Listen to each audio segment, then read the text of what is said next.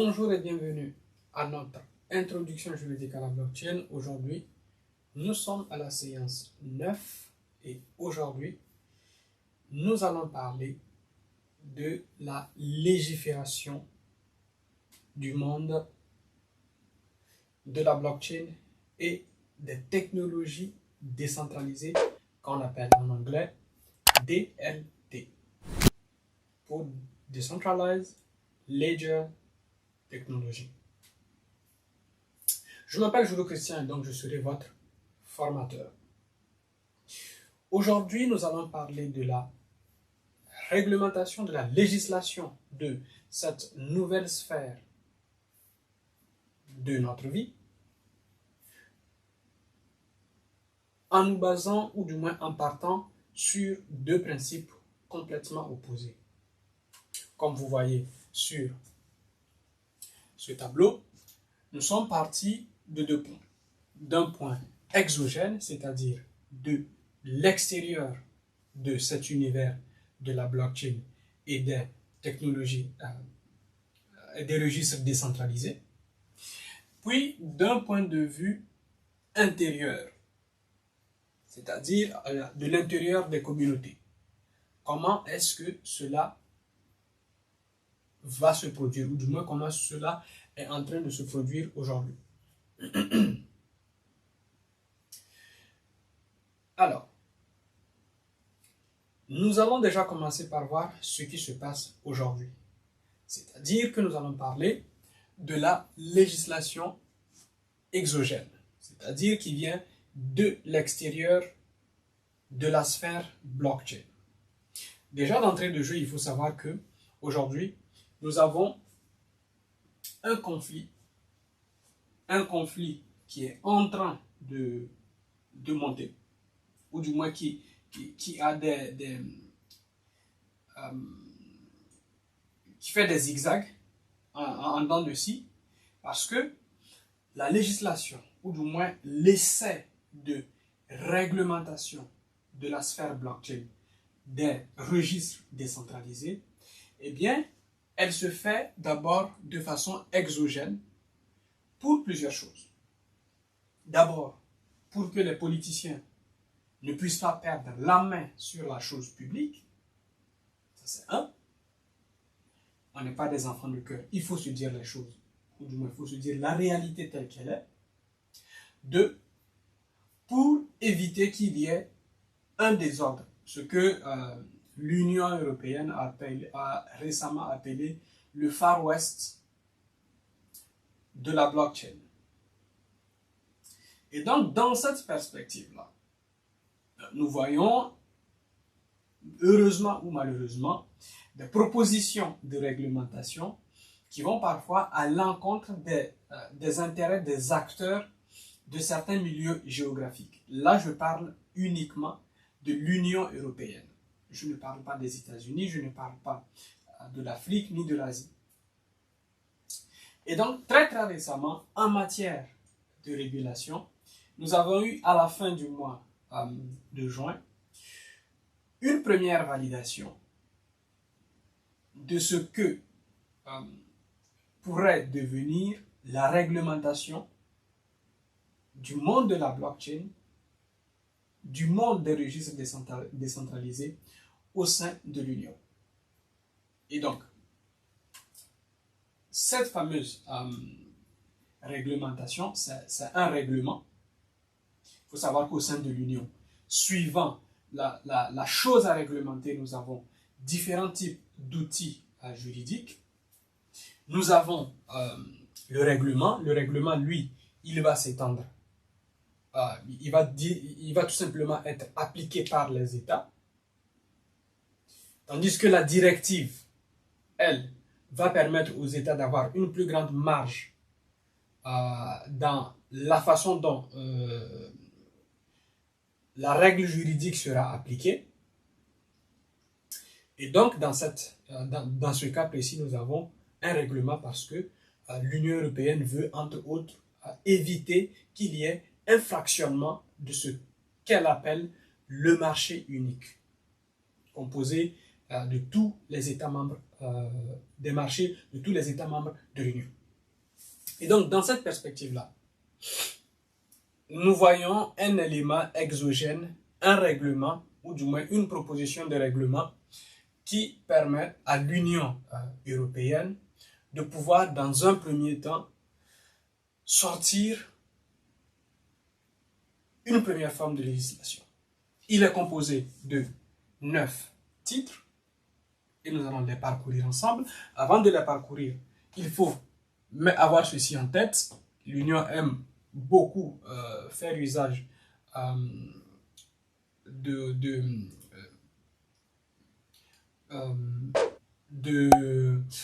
comment on appellerait ça?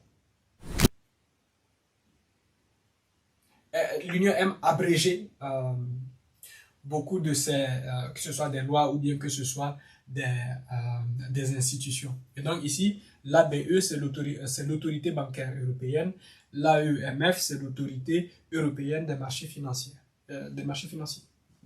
Et donc, à l'intérieur de cette nouvelle loi qui est censée réglementer le monde des registres décentralisés et des blockchains, nous avons 9 titres. Le premier, il va tout simplement définir ce qu'on va appeler le champ d'application de tout le règlement. Et donc, donner l'objet, mais également donner un certain nombre de définitions. Qu'est-ce que l'Union attend quand elle parle de blockchain? Qu'est-ce que l'Union entend quand elle parle de stablecoin? Qu'est-ce que l'Union entend quand elle parle de token? Qu'est-ce que l'Union attend lorsqu'elle parle d'actifs? Etc., etc. Ensuite, l'Union va passer au titre numéro 2, à la réglementation des tokens. Alors, ici, j'ai bien utilisé le terme token. Je n'ai pas utilisé le terme que l'Union utilise, qui est des crypto-actifs autres que des actifs et les jetons de monnaie numérique. J'ai évité cette appellation pour ne pas vous embrouiller. Donc, on va dire que tout ce qui n'est pas actif et tout ce qui n'est pas jeton monétaire numérique, qu'on va appeler tout simplement de la crypto-monnaie, on va l'appeler token. Qu'est-ce qui peut rentrer alors dans les tokens? Littéralement, on peut dire que un NFT peut rentrer dans les tokens. Par exemple, on peut dire que, par exemple, un token de gouvernance rentre dans le token. Donc, le MKR de MakerDAO, ça va être un token. Ensuite, dans le titre 3, nous avons la procédure d'agrément des actifs. Là, nous commençons à entrer dans des cas bien précis. Et par exemple, dans le cas de procédure d'agrément des actifs, dans ce cas-ci, on va toujours se rappeler de la loi Pacte 2018 en France, qui permet de transformer les actifs d'une société non cotée en bourse en token. Et donc, ici, nous aurons des procédures, notamment, si c'est en France, ça va être en relation avec l'AMF, par exemple. Et on aura également la société qui sera intéressée pour passer cet agrément et l'avoir, va également fournir ce qu'on appelle un livre blanc. Ensuite, nous avons une procédure d'agrément de crypto-monnaie. Ici, les fameuses crypto-monnaies dont parle l'Union, ça va être les stablecoins. C'est encore tout frais, on se rappelle de ce qui s'est passé avec le stablecoin algorithmique de Terra Luna, de la blockchain. Et donc, l'Union entend justement réglementer ce secteur parce que ce stablecoin de Terra Luna, eh bien, C'est un stablecoin qui permet de payer des services, qui permet de payer dans la vie qui permet de faire une utilisation des crypto-monnaies dans la vie de tous les jours. Donc, ça va être une crypto-monnaie au sens de la monnaie. Et donc, cela va sous-entendre que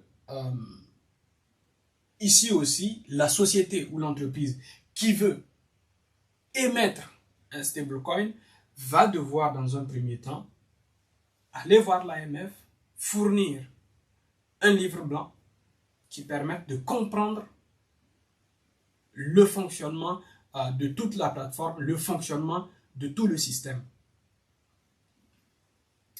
Ensuite, nous avons le titre 5 qui permet d'avoir un agrément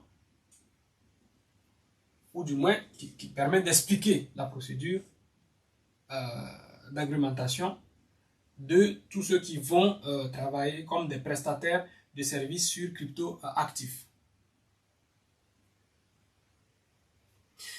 Le titre 6, eh bien, va s'occuper principalement de protéger le consommateur. Donc, ça va être interdiction et exigence que vont avoir les entreprises qui vont justement être en relation avec le monde de la blockchain. Et comment est-ce que ces sociétés, ou du moins qu'est-ce que ces sociétés vont mettre en place, quelles barrières vont mettre en place pour protéger le consommateur.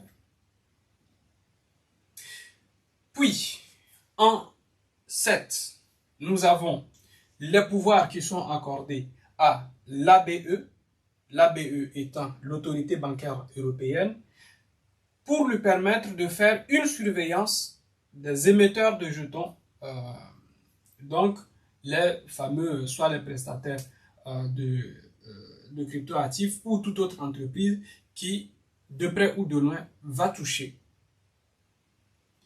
à la blockchain et au monde des tokens. Jusqu'alors, il n'est pas encore très clair la définition d'une société, jusqu'où une société arrive à être considérée, par exemple, par l'ABE et l'AEMF comme étant une crypto entreprise. Si par exemple, moi, j'ai une entreprise qui fait uniquement de la traçabilité avec la blockchain, est-ce que je peux être considéré comme une crypto-entreprise si j'utilise par exemple des tokens qui me permettent, ou du moins qui permettent de faire ce suivi? Réglementation des tokens. Quelle est la nature de mon token? C'est par exemple un NFT. Ok. Dans ce cas bien précis, est-ce que c'est cette partie de la réglementation de MiCA qui va m'être appliquée?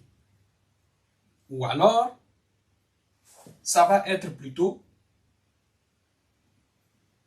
un autre acte juridique que la commission aura le pouvoir d'émettre sous forme d'acte délégué qui me sera appliqué.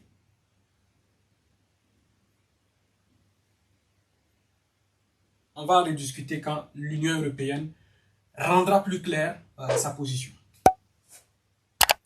Ensuite, nous avons justement l'exercice de la délégation. Donc ici, la commission peut en tout temps s'appuyer sur ce titre, c'est le titre 8, pour émettre des actes que l'Union ou bien que le règlement appelle des actes délégués et qui ont pour rôle de pouvoir, par exemple, donner une réglementation juridique à un point bien précis de la sphère blockchain ou bien de la sphère registre distribué qui n'a pas été touché par ce règlement. Donc je pense entre autres que la question des NFT slash droit de propriété slash droit d'auteur pourrait être réglementée par un acte délégué. La question de NFT slash objet de traçabilité pourrait être dans l'avenir légiférée au moyen d'un acte délégué. La question de NFT slash, par exemple, dette d'une entreprise tokenisée pourrait être tout simplement, à son tour, légiférée au moyen d'un acte délégué. Et enfin, au titre numéro 9, nous avons des dispositions transitoires. Et donc, on se rend compte d'une chose très, très importante, c'est que ceci représente la fameuse loi tant décriée qui s'appelle MiCA.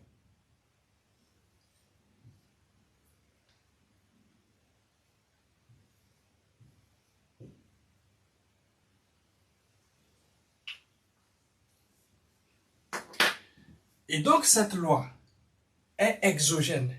Cette loi est externe aux réalités de la blockchain. C'est pour ça qu'elle est énormément décriée au sein de la communauté ou des sphères de registres distribués des DLT et des blockchains. Pourquoi? Pour une chose très très très simple. Comme je l'ai dit tout au long des différentes séances, la particularité de la blockchain, la particularité des registres distribués, c'est qu'il y a une forme d'autorégulation. Et donc ici nous entrons dans la législation ou bien la réglementation endogène. Nous avons Leslie Lawrence, un des plus importants juristes américains, universitaires de Harvard, qui dès 1998 a parlé de code en tant que loi. Code is law, qui a été repris par Primavera. C'est également une autre auteure très importante pour le cyberespace et particulièrement pour les DLT et pour la blockchain. Et donc, eux, ils partent de ce constat. Et ce constat, c'est que le code en lui-même, c'est une réglementation. Le code en lui-même, c'est une émanation des règles que doit suivre une personne lorsqu'elle se met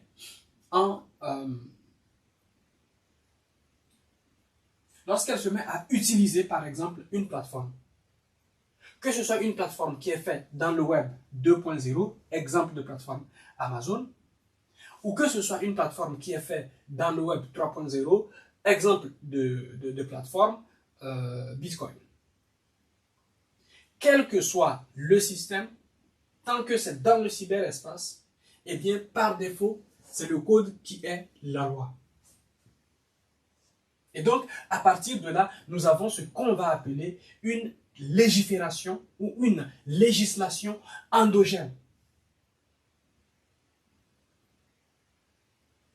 Et malheureusement, cette législation endogène est en train de se couper de la législation étatique. Je m'explique. Lorsque vous entendez parler, par exemple, des DAO, la particularité des DAO, c'est qu'elles sont transnationales. Ça veut dire que si je crée une DAO en France ici, et que l'État français estime que je ne suis pas le bienvenu, ce qui va se passer, c'est que j'irai en Suisse. Et en Suisse, j'ai des chances d'y rester et de survivre. Ou alors, j'irai dans un pays en Asie, ou aux États-Unis, ou au Canada, ou en tout cas, j'irai dans un pays où je suis blockchain friendly, ou bien DLT friendly. Et à partir de ce moment-là, entre me passer de, par exemple, 2 milliards de clients et me passer de 60 millions de clients, je préfère me passer de 60 millions de clients.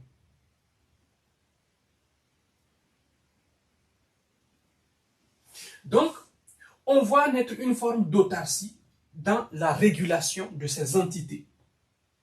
Ces entités qui sont construites sur des technologies qui elles-mêmes sont complètement décentralisées. Des technologies sur lesquelles l'État n'a pas la main. Exemple d'autorégulation, la fondation des développeurs. Par exemple, dans le cas de Ethereum, eh bien, Ethereum, si je ne me trompe pas, a sa fondation des développeurs en Suisse. Donc, cela sous-entend que si demain, Ethereum, la blockchain Ethereum, n'est plus la bienvenue en France, eh bien, c'est l'État français qui va se débrouiller pour faire en sorte que ses citoyens n'aient pas accès à la blockchain Ethereum. La blockchain Ethereum n'aura rien à faire. Et comme on peut l'imaginer, les gens, ou bien un certain type de personne, va quand même tout faire pour accéder à la blockchain Ethereum, malgré le fait que l'État l'aurait interdit. Et donc, à partir de là, on se rend compte que si l'État estime être menacé,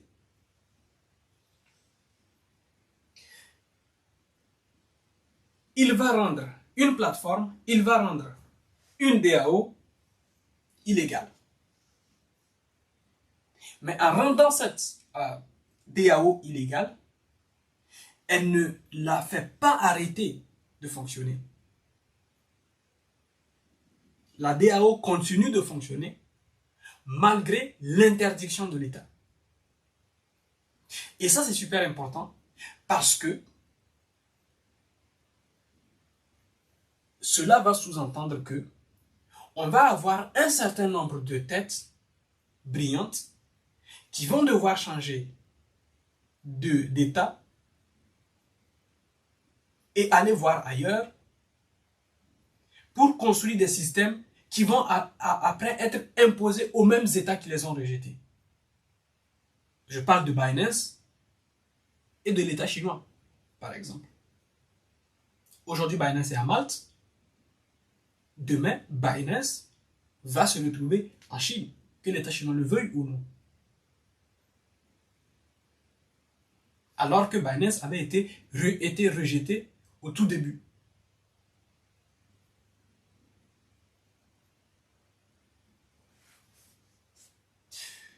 L'autre problématique qui va se poser à nous, c'est au sein de la régulation de la blockchain, c'est l'usage légitime de la force.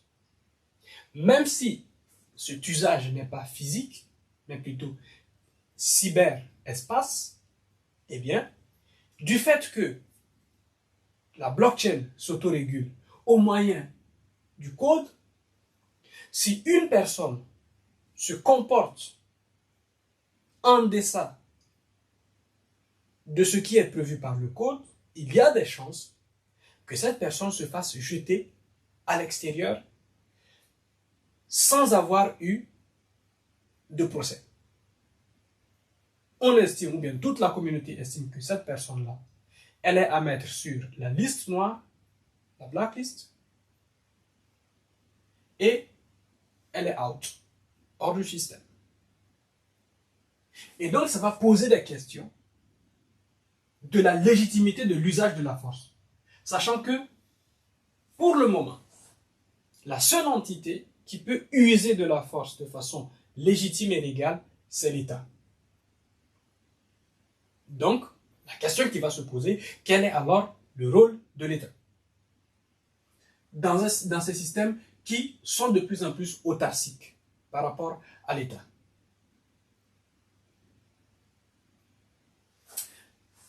Et enfin, qui dit usage légitime de la force va nécessairement dire légitimité démocratique. Parce que, par exemple, dans le cas de Bitcoin, c'est premier arrivé, premier servi. D'où le fait qu'aujourd'hui, on entend parler des baleines, des whales. Ce sont les baleines qui vont, par exemple, prendre un certain nombre de décisions sur l'avenir de la blockchain Bitcoin. Ce sont la fondation des développeurs qui va prendre la décision, ou du moins qui va implémenter des décisions qui ont été prises par la communauté. Et un groupe de développeurs peut décider d'implémenter une décision qui est contraire à ce que la communauté a choisi. Comme c'est eux qui sont, entre guillemets, les gardiens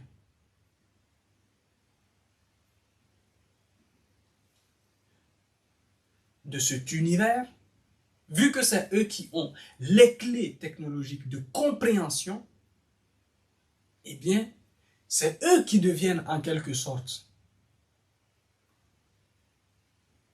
les usagers légitimes ou illégitimes, légaux ou illégaux, de l'usage de la force.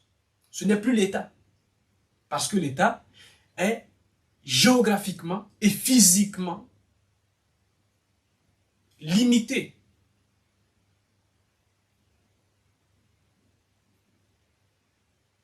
Et donc, cela sous-entend que pour que les États soient capables d'imposer leurs règles, leurs normes à ces entités-là, cela sous-entend que les États vont devoir, comme ils l'ont fait de par le passé, trouver ou créer une organisation, si elle n'existe pas déjà, qui permet d'imposer une régulation à tout l'écosystème. Or, ce qui se passe aujourd'hui, c'est qu'il n'en est pas encore le cas. Et donc, pour réguler cet univers, nous avons à nouveau les îles Lawrence, dont j'ai parlé tout en haut ici, qui a parlé d'une théorie dite Pathetic Dot Theory. Dot, c'est un point. C'est toute personne physique. Au sein de la blockchain, au sein des réseaux distribués, au sein du cyberespace, toute personne qui y apparaît, c'est tout simplement un point. D'où le terme dot. Donc, Lessig, lui, estime que pour réguler ces entités, il faut partir de 4 points qui influencent l'humain au quotidien. Soit par la loi exogène, ensuite par la force du marché, offre et demande, ensuite par les normes sociales qui vont être renforcées par la communauté, et enfin par des forces externes ou internes à l'humain. Exemple, notre biologie, notre corps. Qu'est-ce que notre corps nous oblige à faire pour vivre en société? C'est je respecte le corps de l'autre, je ne le blesse pas. En retour, cette personne en face de moi fait de même. C'est, par exemple, la nature. Je vis en montagne, je vais me comporter de sorte à survivre en montagne. Je vis dans une plaine, je vais me comporter de telle sorte à survivre dans une plaine. Et donc, nous avons ces 4 éléments, loi, marché, normes et infrastructures, qui vont permettre à une personne d'être encadrée de gré ou de force, de suivre une certaine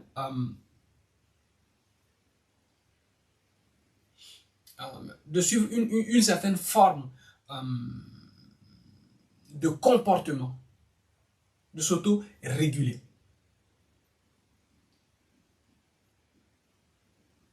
Bien. Donc, après ces 2 éléments, après cette forme, après ce partage entre régulation exogène et régulation endogène, aujourd'hui, il serait grand temps